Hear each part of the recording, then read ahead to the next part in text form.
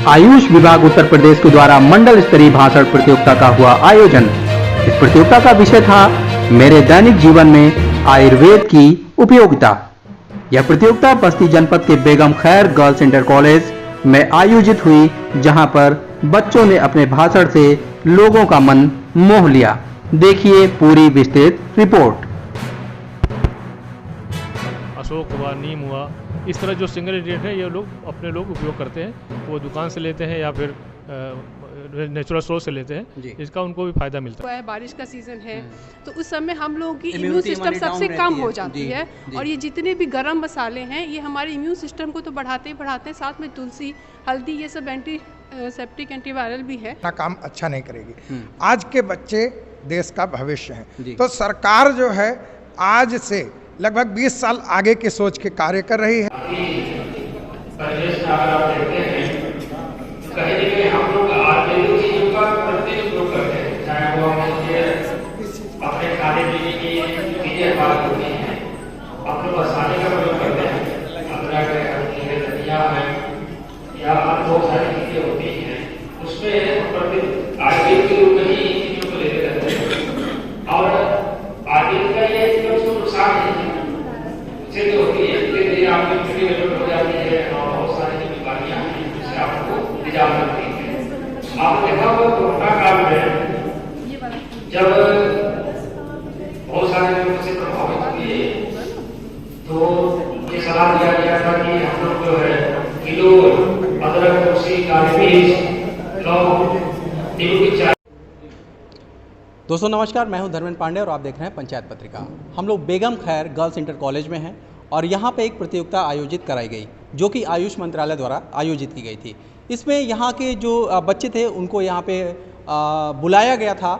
जो मुद्दा था वो था आयुर्वेद का। इस पे बच्चों को भाषण देना था और इस कड़ी में यहाँ पे अधिकारी हैं, डीओ सर हैं, उनसे हम समझेंगे कि क्या महत्व है इस इवेंट का और कहाँ से बच्चे यहाँ पे आए थे। सर स्वागत हमारे चैनल पे आपका।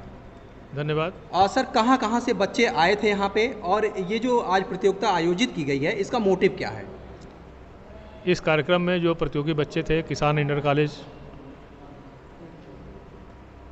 और राजकीय कन्या इंटर कॉलेज जी, राजकीय इंटर कॉलेज, बेगम खैर inter college, Govind Ram Saksaria inter college.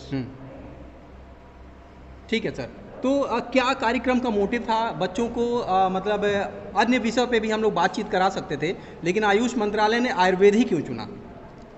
Ayush मंत्रालय ने एक जागरूकता अभियान चला रखा है जी कि हम अपने पूर्व चिकित्सा पद्धति को नई जनरेशन में जागरूकता के रूप में लाए। और जब हम बच्चों को आयुर्वेद की प्रतियोगिता में शरीक करेंगे, प्रतिभाग करेंगे, तो बच्चे अपने आसपास अपने गार्जियन, अपने टीचर से आयुर्वेद के बारे में पूछेंगे।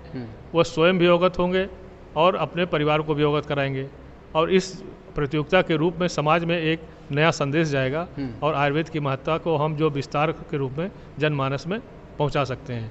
आज के समय में सर हम लोग देखते हैं कि एलोपैथ का जो ज़माना है, ओवर द काउंटर दवाओं का ज़माना है। लोग जाते हैं मेडिकल स्टोर पे, मांग लेते हैं कि पेन किलर ये चाहिए वो चाहिए। तो ऐसे में आयुर्वेद को आप कैसे देखते हैं? क्या डॉक्टर के निगरानी में ही आयुर्वेदिक दवाएं ली जानी चाहिए या फिर उसको भी हम ऐसे मेडिकल स्टोर से खरीद सकते हैं? आयुर्वेदिक औषधियाँ ऐसी कोई नहीं जो मेडिकल स्टोर से वो डायरेक्ट प्राप्त कर पाएंगे, क्योंकि रोगानुसार किसी औषधियों की इस तरह का कोई वर्णन नहीं है। आयुर्वेद में मुख्य रूप से स्वस्थ पुरुष के स्वास्थ्य रक्षा करने का उद्देश्य है। अगर हम स्वास्थ्य की अपने रक्षा करेंगे, अपने रोग प्रतिरोधक क्षमता वृद्धि करके अपने को स्वस्थ रखेंगे, ऐसी औषधियों मांग की जरूरत नहीं पड़ेगी। और जो आयुर्वेदिक चिकित्सा होती है बिना आयुर्वेद चिकित्सक के वो पूरी नहीं की जा सकती है जी, वो निगरानी में ही रहनी चाहिए। सिंगल इंग्रेडिएंट जैसे हल्दी हुआ, तुलसी हुआ, वासा हुआ, अशोक हुआ, नीम हुआ, इस तरह जो सिंगल इंग्रेडिएंट है ये अपने लोग उपयोग करते हैं। वो दुकान से लेते हैं या फिर नेचुरल सोर्स से लेते हैं, इसका उनको भी फायदा मिलता है। ठीक है सर। एक मैम है हमारे साथ, मैम से समझेंगे। तो मैम, हम लोग देखते हैं कि आप लोग किचन में हैं, तो किचन से ही आयुर्वेद की शुरुआत हो जाती है। कुछ मसाले ऐसे हैं जो औषधि गुण वाले होते हैं। आप आयुर्वेद को कैसे देखती हैं अपने जीवन में? आयुर्वेद मेन जिस तरह से आपने कहा, इसका नाम ही है आयुर्वेद। आयु जो है हमारी जो जीवन है, और वेद मीन्स साइंस, जो विज्ञान है। जो आयु हमारे जीवन को बढ़ाने वाला साइंस है, विज्ञान, उसी वजह से इसको आयुर्वेद कहते हैं।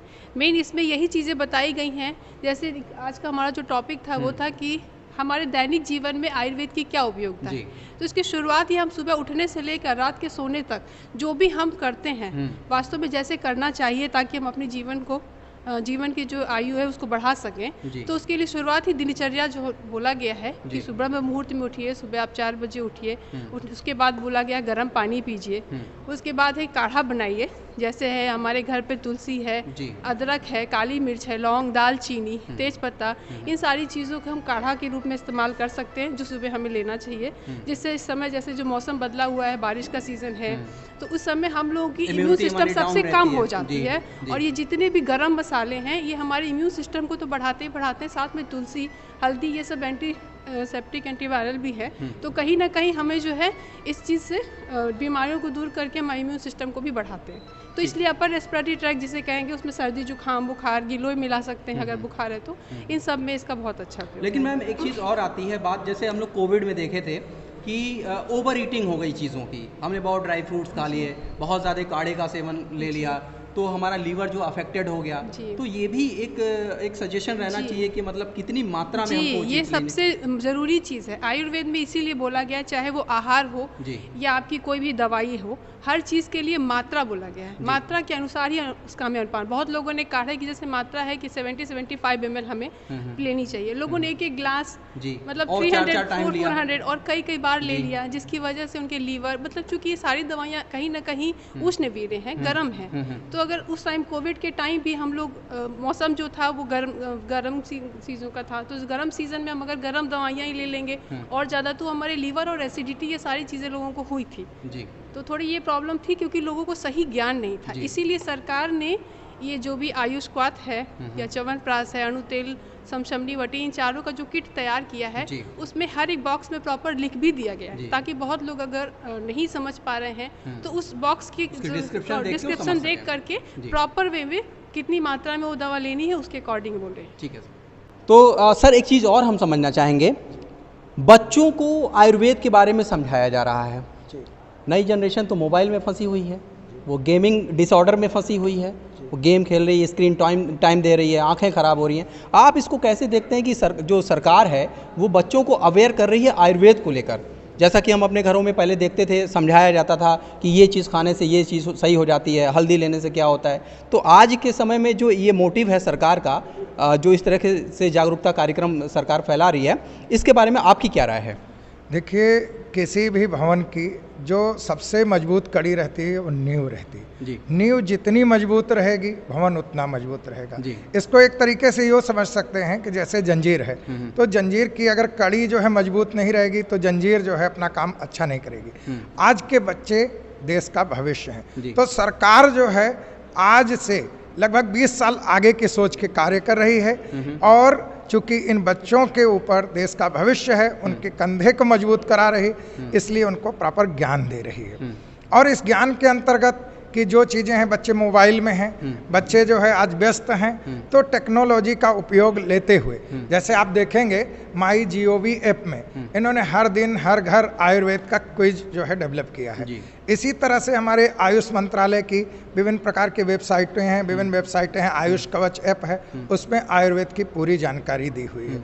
हर दिन इनके जैसे ट्विटर है, फेसबुक है, व्हाट्सएप है, इस पर विभिन्न प्रकार के पेजेस हैं, उनमें पूरा लिखा रहता है घरेलू मेडिसिन, औषधियाँ। यहाँ तक कि इन्होंने जो आयुर्वेद का जो है मंथ है, ये आयुर्वेद दिवस का, इसको 4 भागों में बांटा है।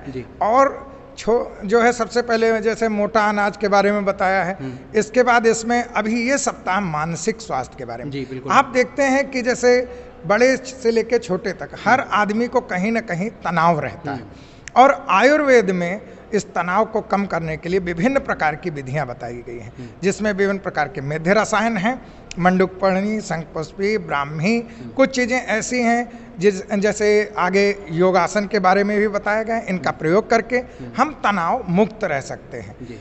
और साथ में खान पान हमारा कैसा हो, इसके लिए मोटा अनाज बताया है। आजकल देखिए युवाओं में ही अनाज तो गायब हो गया थाली से। जी, युवाओं में फास्ट फूड खाने का प्रचलन बहुत ज़्यादा है, जिससे उनको विभिन्न बीमारियां, फैटी लीवर हो रहा है, मोटापा हो रहा है। इसके अलावा जैसे उनको बहुत अत्यधिक जो है डल लाइफ स्टाइल स्टाइल को फॉलो कर रहे हैं। तो अब जो है इनको मोटा अनाज जब दिया जा रहा है तो रफेज रहेगा, उनको कॉन्स्टिपेशन, साथ में होने वाली विभिन्न बीमारियों से छुटकारा मिलेगा। तो सरकार एक साथ कई मोर्चों पे काम कर रही है और हमारा उद्देश्य आज सबको कंधे से कंधा मिलाकर हम लोग जो है उसको सफल बनाने की कोशिश कर रहे हैं। इवन दैट सरकार जो है विद्यालयों में जा रही है, गांव-गांव में जा रही है, चौपाल लगाई जा रही, साथ में हम चिकित्सकीय कार्य भी कर रहे हैं। ठीक है सर, थैंक यू। तो सर एक चीज़ हमें और देखने को मिल रही है, अभी कोविड से पहले हम लोगों ने देखा कि आयुर्वेद के पीछे लोगों का उतना रुझान नहीं था। जो हमारे पुराने लोग हैं घर में, दादाजी लोग हैं, पिताजी लोग हैं, वो आयुर्वेद के बारे में अच्छी समझ रखते हैं, लेकिन जो न्यू जनरेशन है वो आयुर्वेद को बहुत हल्का लेती है, उसको कहती है कि ये तो चूरन है। तो क्या ये चूरन जो है लोगों का कारगर इलाज कर पा रहा है या ये वास्तव में चूरन बन के ही रह गया है? देखिए, आयुर्वेदा हमारी प्राचीन भारतीय संस्कृति की एक बहुत महत्वपूर्ण विधा रही है। बीच में किन्हीं कारणों से एलोपैथ, होम्योपैथ, अन्य पद्धतियों का भी थेरेपी का वो प्रचलन बढ़ रहा था जी। लेकिन कोविड के जैसे काल में भारत में नहीं वरन विश्व पटल पर लोगों ने इसको स्वीकार किया कि हमारी आयुर्वेद पद्धति कितना कारगर है, कितना लाभकारी है। भारत में नहीं विश्व पटल पर लोगों ने इससे लाभ पाया। जहाँ तमाम बड़ी बड़ी कंपनियों की दवाएं औषधियाँ काम नहीं कर रही थी, वहाँ पर हमारी आयुर्वेदिक दवाओं ने अपना कमाल दिखाया और विश्व पटल पर इसका लोहा लोगों ने माना जी। तो हम अपने इस आयुष विभाग की तरफ से, हम सभी पूरी टीम की तरफ से भारत सरकार आयुष मंत्रालय का बहुत बहुत धन्यवाद ज्ञापित करते हैं और राज्य सरकार का भी इसके लिए कि भारत आयुष मंत्रालय की जो मुहिम चल रही है लोगों को आयुर्वेदा के प्रति जागरूक करने के लिए, लोगों को हमारी इस विधा प्राचीन संस्कृति से फिर से जोड़ने के लिए। देखिए, ये जो है इसका हमारी प्राचीन अथर्ववेद में जो आचार्य ये कौन सी है, ऋतु संहिता, हाँ, इस सब में भी इसका अपने प्राचीन ग्रंथों में भी इसका उल्लेख आयुर्वेद का मिलता है। तो इससे फिर हमारी जो सरकार जोड़ने का लोगों को प्रयास कर रही है, ये निश्चित रूप से बहुत काबिल तारीफ है, प्रशंसनीय है और हम सभी इसकी सराहना करते हैं और पूरा अपने टीम जो हमारी पूरी है इसमें लग करके इसमें सहयोग कर रहे हैं कि लोग इसके प्रति जागरूक हों, ज़्यादा से ज़्यादा इसका लाभ उठा सके, लाभान्वित हों। धन्यवाद। तो निश्चित रूप से सरकार की मंशा है कि लोग आयुर्वेद से जुड़ें, योग से जुड़ें और अपने जीवन को जो है ज़्यादा से ज़्यादा वो निरोगी रख पाएं। मैं हूं धर्मेंद्र पांडे और आप देख रहे थे पंचायत पत्रिका। धन्यवाद।